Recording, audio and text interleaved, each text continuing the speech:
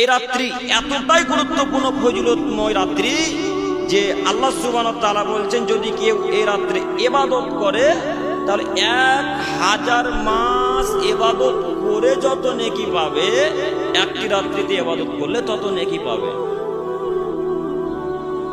এই রাত্রি এতটাই ফজিলতময় রাত্রি, এত ফজিলতপূর্ণ রাত্রি যে সমস্ত ফেরেশতা আসমান থেকে পৃথিবীর বুকে নেমে আসেন।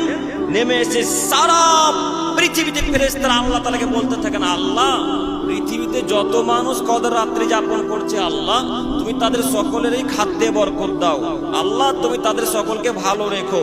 এই দোয়া তারা ততক্ষণ পর্যন্ত করতে থাকে যতক্ষণ পর্যন্ত মুয়াজ্জিন সাহেব ফজর আজান দেয়নি। এত গুরুত্ব এই রাত্রিটির, এত ফজিলত রাত্রিটি যে মুহাম্মদ সাল্লাল্লাহু আলাইহি ওয়াসাল্লামের বাণীর বিবরণ দ্বারা বোঝা যায়। তিনি বলছেন যে এই রাত্রি এতটাই বরকতময়।